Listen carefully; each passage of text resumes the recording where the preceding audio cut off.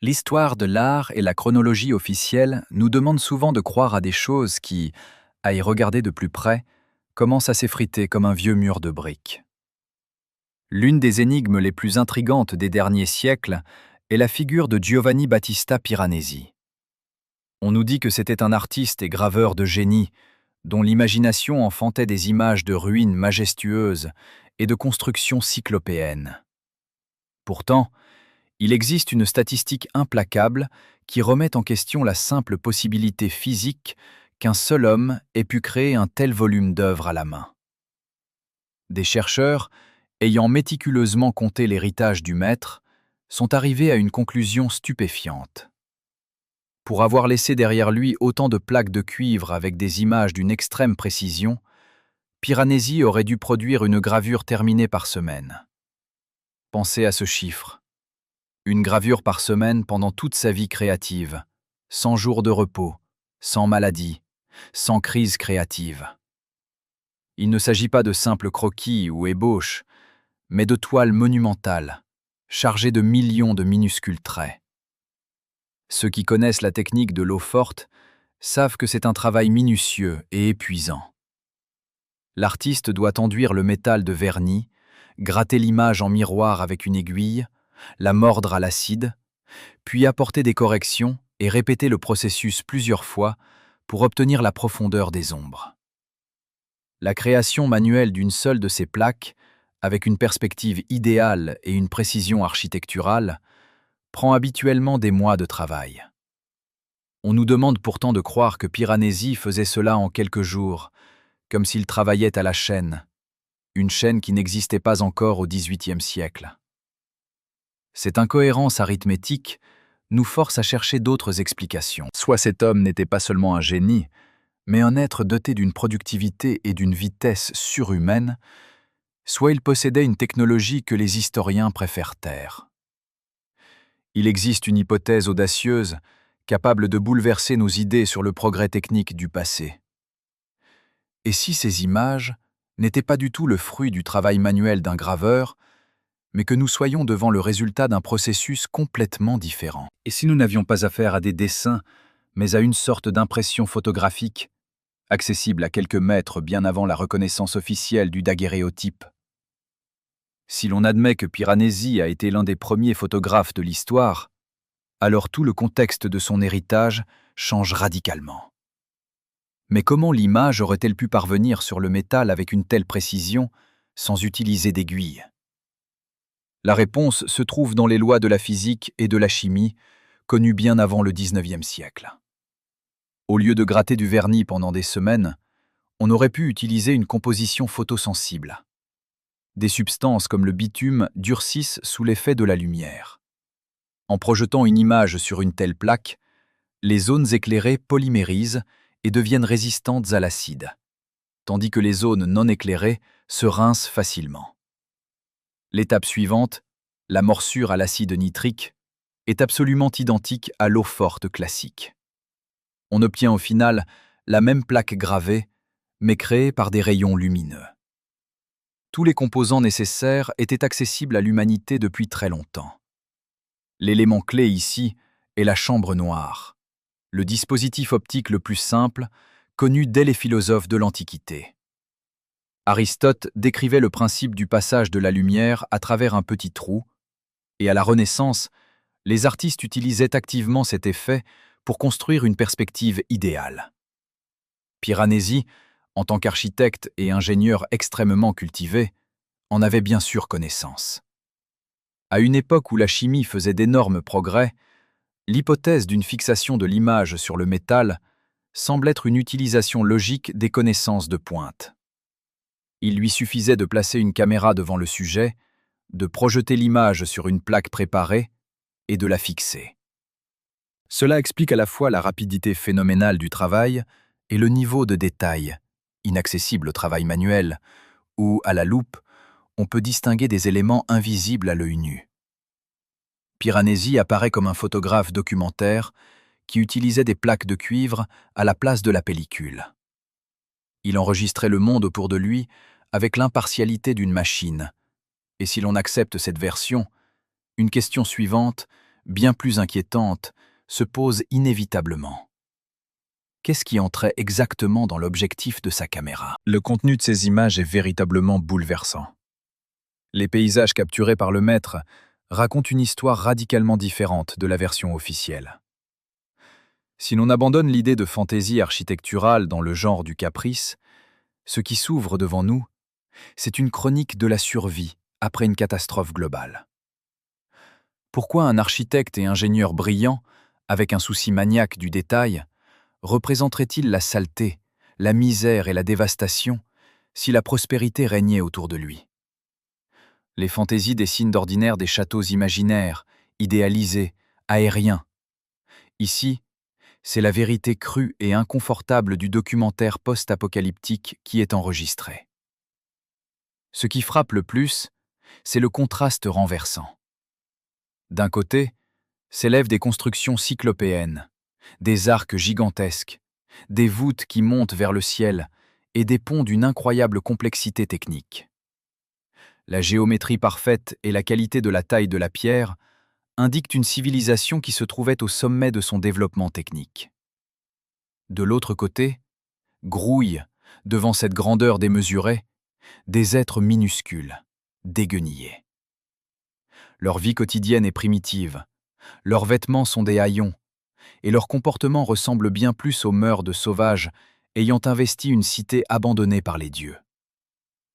Ils allument des feux à l'intérieur même de magnifiques palais, enfumant des voûtes plusieurs fois centenaires, font sécher du linge sur des débris de statues antiques et cherchent leur nourriture dans la boue. Ces nouveaux habitants n'ont visiblement pas construit ce qui les entoure, et ils sont même incapables d'entretenir les structures colossales. Ils ont l'air d'occupants temporaires, de squatteurs qui se sont installés dans les ruines d'un monde qu'ils ne comprennent pas et qui leur fait peur. Ils s'en dégagent une sensation persistante d'arrêt brutal de la vie et d'une rupture nette dans le tissu historique. Les bâtiments ont été détruits par une force colossale. D'immenses colonnes sont éparpillées comme des allumettes, et des murs défoncés sont déchirés par une énergie inconnue. La végétation sauvage engloutit avidement les œuvres des mains humaines, ce qui est caractéristique d'endroits qui ont été soudainement abandonnés et sont restés sans surveillance pendant des décennies. Mais si l'on met de côté les émotions et que l'on regarde les fondations de ces constructions avec le regard sec d'un ingénieur, on peut remarquer des détails qui indiquent un événement physique précis. Un événement qui, à l'échelle historique, s'est produit tout récemment. Lorsqu'on examine en détail les éléments architecturaux fixés sur les plaques, on découvre des bizarreries qu'il est impossible d'expliquer par le simple passage du temps. N'importe quel constructeur remarquerait immédiatement des violations flagrantes de la logique fonctionnelle. De magnifiques édifices semblent déformés non pas à cause d'erreurs d'architectes, mais sous l'action d'une force extérieure. Des arcs de triomphe émergent à peine du sol, transformés en passages surbaissés, et les fenêtres des rez-de-chaussée sont à moitié ou complètement ensevelies sous d'épaisses couches de terre, ressemblant à des soupiraux de cave. Les parties inférieures des portes sont cachées, des escaliers s'interrompent et plongent directement dans le sol, comme si d'immenses constructions avaient lentement coulé dans des sables mouvants. Cela ne ressemble en rien au résultat de l'accumulation séculaire de poussière dont on a l'habitude d'expliquer les changements de niveau du sol. La fameuse couche culturelle ne croît que de quelques millimètres par an. Ici, nous parlons de mètres. Pour enterrer des étages entiers de 5 à 6 mètres de hauteur, il faudrait des millénaires, alors que le style architectural lui-même indique une époque bien plus proche. On peut encore observer un tableau similaire aujourd'hui dans les vieilles rues de Rome, Londres, Paris ou Saint-Pétersbourg, où les sous-sols possèdent de véritables fenêtres d'apparat et un décor qui s'enfonce profondément dans la terre.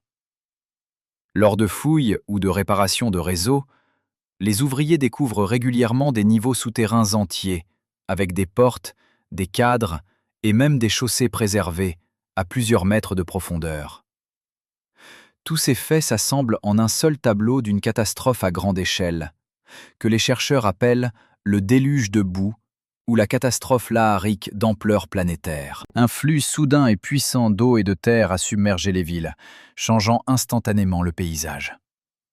La terre liquide a rempli les rues, s'est engouffrée dans les maisons et a durci en une masse compacte, préservant à jamais les niveaux inférieurs. Une couche de ces alluvions de 10 à 15 mètres est devenue la nouvelle surface sur laquelle les survivants se sont mis à marcher. C'est précisément ce moment historique que Piranesi a capturé. Il n'inventait pas des ruines. Il documentait un monde qui venait de subir un terrible choc. Les bâtiments dans ses œuvres semblent intacts mais ensevelis. Et les gens ne construisent pas. Ils tentent de dégager des entrées ou d'adapter les étages supérieurs survivants pour y vivre. Le regard d'ingénieur du maître a saisi la tragédie d'une civilisation littéralement noyée dans la terre, étayant des murs qui s'effondrent avec de grossiers étais en bois. C'était une chronique des secours après une catastrophe naturelle qui a duré des décennies. Si, au milieu du XVIIIe siècle, on était encore en train de déterrer Rome, alors la catastrophe elle-même a dû se produire peu de temps auparavant, peut-être au XVe ou XVIe siècle. Mais si un désastre d'une telle ampleur est arrivé si récemment, pourquoi n'y a-t-il pas une seule ligne à son sujet dans les manuels officiels? La science officielle fait preuve d'une étonnante sélectivité quand il s'agit d'étudier le passé. Le paradoxe est que les institutions académiques dépensent volontiers des ressources colossales, envoyant des expéditions au bout du monde pour chercher des ossements d'êtres vivants il y a des millions d'années. Les paléontologues reconstituent l'apparence de géants disparus à partir de minuscules fragments, et les musées se remplissent de leurs squelettes monumentaux. En même temps, ces mêmes scientifiques ignorent obstinément des preuves architecturales irréfutables qui se trouvent juste sous leurs pieds, dans les centres des plus grandes capitales mondiales. Les étages ensevelis, les fenêtres qui plongent profondément dans la terre et les entrées cérémonielles souterraines des métropoles n'exigent pas de budget de plusieurs millions pour être découverts. Elles sont visibles par tout piéton observateur. Pourtant, dans les ouvrages historiques, ce sujet est passé sous silence ou renvoyé à des explications vagues. La réponse à la question de savoir pourquoi les dinosaures s'avèrent plus sûrs pour la science que les bâtiments ensevelis se situe dans le domaine du maintien de l'autorité et du contrôle sur le savoir. Les lézards préhistoriques n'affectent en rien l'équilibre géopolitique actuel, les dogmes religieux ou les institutions étatiques. Ils s'inscrivent harmonieusement dans la théorie du progrès linéaire et continu, selon laquelle l'humanité est passée lentement mais sûrement de la massue primitive aux vols spatiaux. La reconnaissance d'une catastrophe planétaire de type Lahar, survenue seulement quelques siècles plus tôt, détruirait instantanément ce concept bien structuré. Si l'on admet qu'existait tout récemment sur la planète une civilisation supérieure à ses contemporains sur le plan technique et architectural, et qu'elle a été rayée de la surface de la Terre du jour au lendemain, alors la chronologie officielle tout entière se transforme en fiction. La société devrait poser des questions inconfortables. Comment les dirigeants et les historiens ont-ils pu dissimuler une catastrophe d'une telle ampleur? Et quelles autres étapes de notre histoire ont été falsifiées pour garder le contrôle? Les pouvoirs en place trouvent bien plus avantageux de soutenir le mythe de la stabilité et du développement graduel, en cachant que l'humanité actuelle n'est que le rejeton, encore en train de se remettre du choc d'une époque technologique jadis grandiose. Mais Piranesi a laissé un message que la censure n'a pas pu décoder, en le dissimulant sous le masque de la fiction artistique. Ce manifeste crypté se lit particulièrement clairement dans sa célèbre série Prison. L'histoire de l'art traditionnel qualifie ces espaces sombres et effrayants de produits d'une imagination maladive de l'artiste ou de fantaisie architecturale sur le thème des cachots. Mais si l'on écarte les étiquettes imposées, ce qui s'ouvre devant nous, ce sont des dessins détaillés, géométriquement précis, d'objets techniques colossaux. D'énormes chaînes, des mécanismes incompréhensibles, des roues et des plateformes flottant à des hauteurs vertigineuses. Tout cela ressemble bien plus aux intérieurs de centrales électriques géantes, d'ouvrages hydrauliques ou d'usines dont nous ignorons la fonction. le déguisement en croquis artistique et en étude de ruines antiques était pour le maître le seul moyen de contourner la censure religieuse extrêmement sévère de son époque et de sauver ses savoirs de la destruction. Piranesi a agi comme un documentariste d'un apocalypse planétaire dont les archives ont subi un filtrage minutieux. Nombre de ses œuvres, contenant des preuves trop évidentes d'un passé hautement technologique, ont apparemment été cachées à jamais dans les dépôts secrets du Vatican ou brûlées.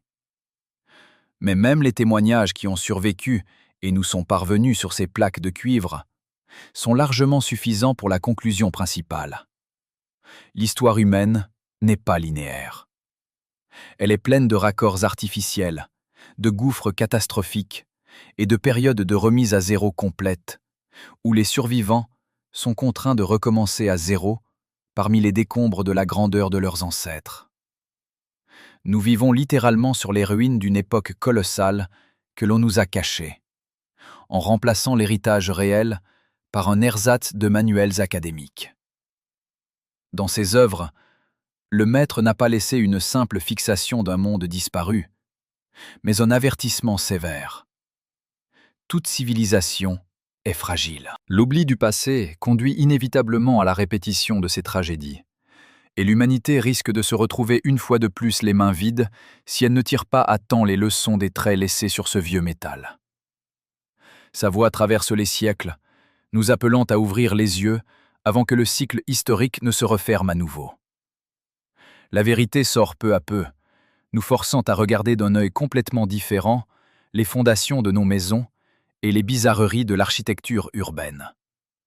Pour découvrir à quelles autres découvertes choquantes mène l'analyse technique des anciennes mégapoles et quels secrets cachent d'autres mégalithes abandonnés à travers le monde, vous pouvez consulter les documents qui ouvrent dès maintenant le prochain chapitre de cette captivante enquête historique. L'histoire prend véritablement vie au moment où on la raconte.